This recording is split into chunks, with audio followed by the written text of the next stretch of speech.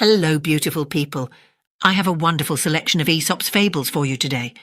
So sit back, relax, and if you enjoy this audiobook, please do like and subscribe to share these terrific tales with others. Story 1. The Lion and the Mouse. Once when a lion was asleep, a little mouse began running up and down upon him. This soon wakened the lion, who placed his huge paw upon him and opened his big jaws to swallow him. "Pardon, O king," cried the little mouse.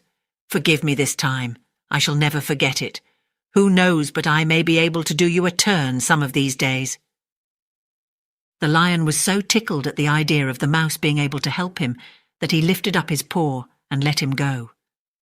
Sometime hunters who desired to carry him alive to the king tied him to a tree while they went in search of a wagon to carry him on. Just then, the little mouse happened to pass by, and seeing the sad plight in which the lion was, went up to him and soon gnawed away the ropes that bound the king of the beasts. "Was I not right?" said the little mouse. Story 2. The Goose with the Golden Eggs. One day a countryman going to the nest of his goose found there an egg all yellow and glittering. When he took it up, it was as heavy as lead, and he was going to throw it away, because he thought a trick had been played on him. But he took it home on second thoughts and soon found that it was an egg of pure gold. Every morning the same thing occurred, and he grew rich by selling his eggs. As he grew rich, he grew greedy, and thinking to get at once all the gold the goose could give, he killed it and opened it only to find nothing. Story 3. The Frog and the Ox. "Oh, father," said a little frog to the big one sitting by the side of a pool, "I have seen such a terrible monster. It was big as a mountain, with horns on its head and a long tail, and it had hoofs divided in two." "Tush, child, tush," said the old frog. "That was only Farmer White's ox. It isn't so big either. He may be a little bit taller than I, but I could easily make myself just as broad." So he blew himself out and blew himself out and blew himself out. "Was he as big as that?" he asked. "Oh, much bigger than that," said the young frog. Again the old one blew himself out and asked the young one if the ox was as big as that. "Bigger, father, bigger," was the reply. So the frog took a deep breath and blew and blew and blew and swelled and swelled. And then he said, "I'm sure the ox is not as big as this." But at that moment he burst. Story 4. The Belling of the Cat. Once upon a time all the mice met together in council to discuss the best means of securing themselves against the attacks of the cat. After several suggestions had been debated, a mouse of some standing and experience got up and said, "I think I have hit upon a plan which will ensure our safety in the future, provided you approve and carry it out. It is that we should fasten a bell around the neck of our enemy the cat, which will, by its tinkling, warn us of her approach." This proposal was warmly applauded, and it had been decided to adopt it, when an old mouse got upon his feet and said, "I agree with you all that the plan before us is an admirable one. But may I ask who is going to bell the cat?" Story 5. The Dog in the Manger. A dog, looking out for its afternoon nap, jumped into the manger of an ox and lay there cosily upon the straw. But soon the ox, returning from its afternoon work, came up to the manger and wanted to eat some of the straw. The dog, in a rage, being awakened from its slumber, stood up and barked at the ox, and whenever it came near, attempted to bite it. At last the ox had to give up the hope of getting at the straw, and went away muttering. Story 6. The Bundle of Sticks. A father had a family of sons who were perpetually quarrelling among themselves. When he failed to heal their disputes by his exhortations, he determined to give them a practical illustration of the evils of disunion, and for this purpose he one day told them to bring him a bundle of sticks.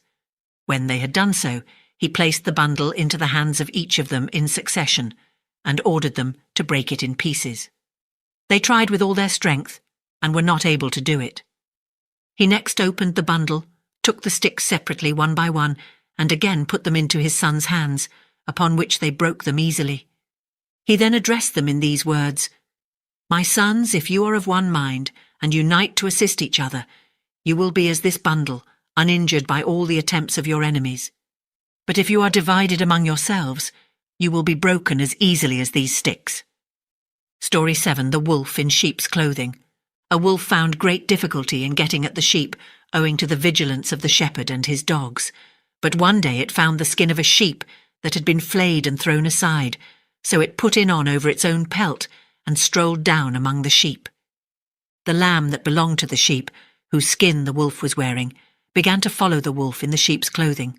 So, leading the lamb a little apart, he soon made a meal off her, and for some time he succeeded in deceiving the sheep and enjoying hearty meals. Story 8.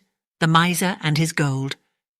Once upon a time there was a miser who used to hide his gold at the foot of a tree in his garden, but every week he used to go and dig it up and gloat over his gains.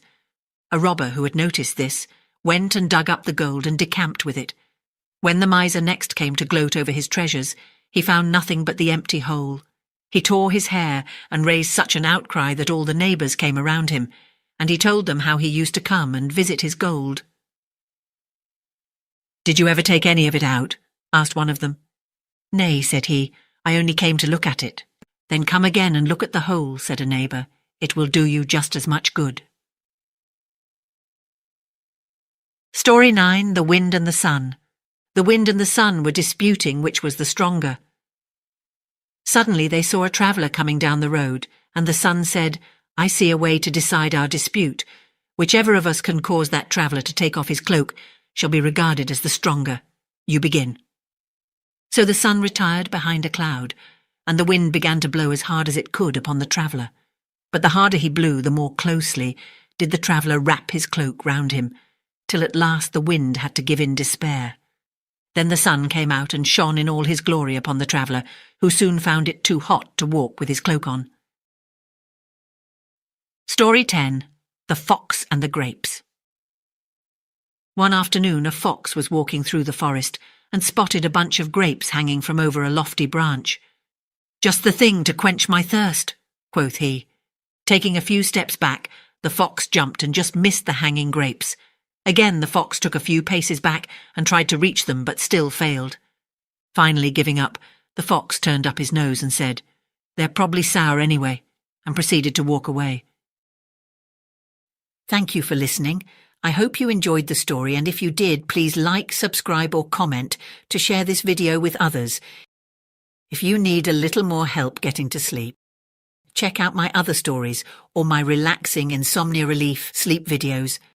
I hope you have sweet dreams, and don't forget to come back soon for another terrific tale.